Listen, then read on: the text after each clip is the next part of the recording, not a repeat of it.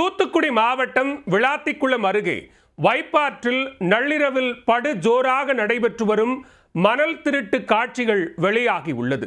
மாட்டு வண்டிகள் மூலமாக மணல் திருடும் கும்பல் மீது போலீசார் நடவடிக்கை எடுப்பார்களா?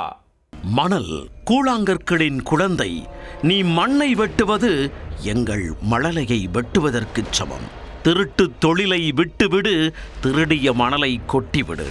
நள்ளிரவில் மாட்டு வண்டியில் ஆற்று மணலை திருட்டுத்தனமாக கடத்தும் நபர்களுக்கு கவிஞர் கபிலன் வைத்த சூடுதான் இந்த வரிகள். ஆற்று மணலை களவாடி வைப்பாற்றை வளைகுடா நாடுகள் போல பாலைவனமாக மாற்றி வரும் கும்பல் தடுக்கப்படுமா?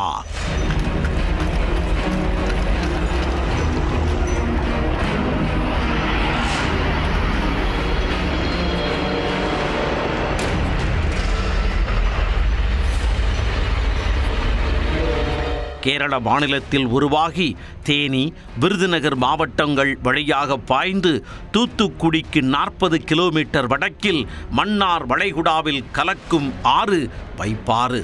தான் பாய்ந்து செல்லும் பகுதிகள் அனைத்தையும் பசுமையாக வைத்திருக்கும் இந்த ஆற்றின் தூத்துக்குடி மாவட்ட பகுதிகள்தான் மணல் கொள்ளையர்களால் தொடர்ந்து சுரண்டப்பட்டு வருகிறது.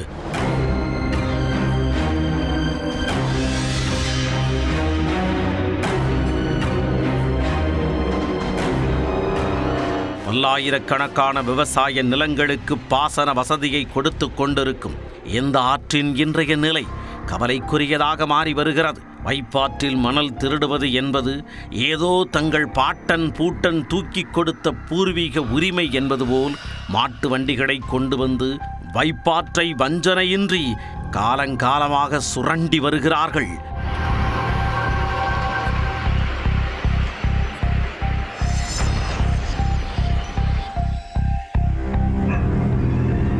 நிலையில் தற்போது நாள்தோறும் நள்ளிரவில் நூற்றுக்கணக்கான மாட்டு வண்டிகள் மூலம் வைப்பாற்றில் மணல் கொள்ளை நடைபெற்று வருவதாக குற்றச்சாட்டுக்கள் எழுந்துள்ளன.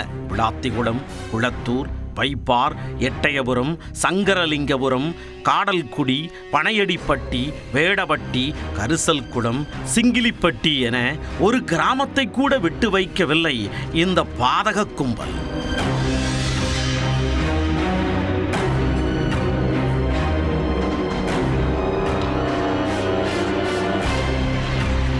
ஒரு மாட்டு வண்டி மணலை வெறும் 1000 ரூபாய்க்கு விற்பதற்காக கடத்தி செல்கிறது இந்த மணல் கடத்தல் கும்பல். மணல் திருட்டை தடுக்க வேண்டிய காவல்துறையினரோ அதனை தடுக்க எந்த நடவடிக்கையும் எடுப்பதில்லை என்று குற்றம் சாட்டுகின்றனர் அப்பகுதி மக்கள். போலீசாருக்கு மாமூல் கொடுத்து விட்டுத்தான் மணலையே கடத்தி செல்கிறார்கள் என்கின்றனர் ஒரு சிலர்.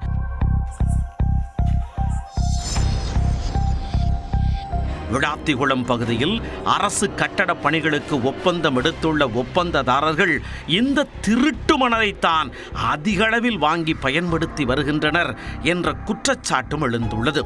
ஒரு காலத்தில் மணல் வளம் செழித்து காணப்பட்ட வைப்பாறு தொடர் மணல் கொள்ளையால் தனது பொலிவை இழந்து வறண்ட நிலைக்கு தள்ளப்பட்டு வருகிறது. இப்பகுதியில் விவசாயமும் கடுமையாக பாதிக்கப்பட்டுள்ளது. 90% மணல் வளம் சுரண்டப்பட்ட நிலையில் மீதமிருக்கக்கூடிய மணலையாவது அடுத்த தலைமுறைக்கு விட்டு வைக்குமாறு கூறுகின்றனர் அப்பகுதி மக்கள். இந்த விவகாரத்தில் தமிழக அரசு உடனடியாக நடவடிக்கை எடுக்க வேண்டும் என்றும் மணல் திருட்டிற்கு உடந்தையாக இருக்கக்கூடிய அதிகாரிகள் மீது நடவடிக்கை எடுக்க வேண்டும் என்றும் விவசாயிகள் மற்றும் பொதுமக்கள் கோரிக்கை விடுத்துள்ளனர்.